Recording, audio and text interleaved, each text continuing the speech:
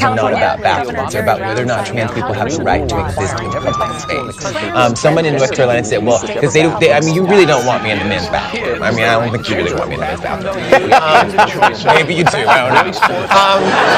But I don't think you want me there. And so if you don't want me in the men's bathroom, you don't want me in the women's bathroom, where are we supposed to pee? And someone in North Carolina said, pee at home.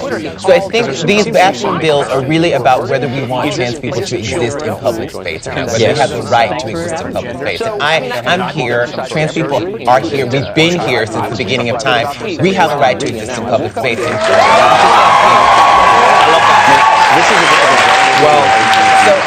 One last thing I want to say, Trevor, is that please stand with Gavin Grimm.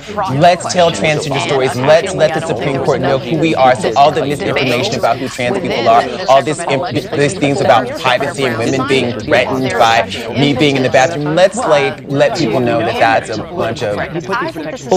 Thank you.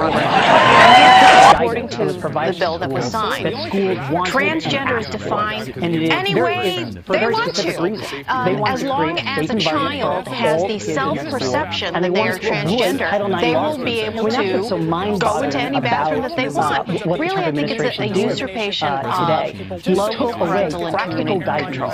These are things that should be up to the discretion of each individual school district, and now it's a mandate that affects every single classroom in California from kindergarten to 12th grade. That's why I was just making starting with kindergarten. 5-year-olds are now, I don't know, exposed to what is transgender.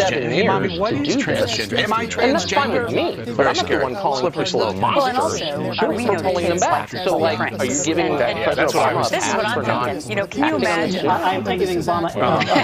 Can you imagine now the boys want to go into the girls' bathroom and the girls want to go into the boys' bathroom and they can just say, oh, I was transgender for the moment. I mean, it's just going to cause, teachers are already overburdened, disciplinary issues and trying to keep control of the classroom. I just can't get my head around this. I think it's a really good point, and I think being a parent, you can see that this is going to be, it's going to be a liability. I'm never going to get you to say that. Because you are going to have cases where students are going to feel from the minute that the school year starts that this is an invasion of their privacy. And I think that's the first thing that's going to be invoked. In fact, I think the Pacific Justice Institute has already announced that they're looking for plaintiffs. How many sexual harassment cases are going to come up where he exposed himself to me? I want to say. Of course, there's more. Right, and there's a more basic question of, really, this is the biggest educational problem in California. Test scores are going down. There's billions of dollars in the hole of debt, and this is the priority. Thanks, Jerry Moonbeam. Yeah, you have one of the worst public school systems in California. All right, let's talk about this story. Other than what they say.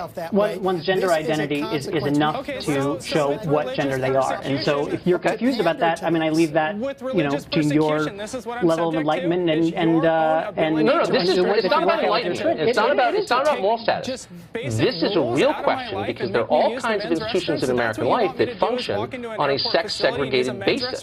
Women's college, sports, both professional and amateur, prisons. And so you're telling me that I can play on a women's sports team when I say I'm a woman. What we are saying is that in this guidance with public schools, which we're and the vulnerable kids that are there, that there are specific guidelines that these teachers and these supervisors and these principals asked for and how to create safe. Okay, but now you're going back to the first question. You just said a second ago that that is what we're talking about. Let me take you back 3 sentences. When you said gender identity is determined by the person who possesses it. That's almost exactly what you said. Correct. And I'm saying there are massive implications of this that everyone is either too dumb or too embarrassed to explore, but let's do so now. If your sex is what you say it is, then what prevents me from playing on a women's field hockey team? What prevents me from getting convicted of a felony and demanding to go to a women's prison? And it's a real question. It's not a real question. Why is it not a real question? It's not a real question because it is pretty absurd, and there are no other examples. Because there are no examples of this. What do you mean? I'm sorry, but there are no examples. This is the same argument about saying that this will allow sexual predators to go into women. I'm not making that argument. Yes, but you are making that argument. Okay, what I'm saying is, I just want to know what the standards are.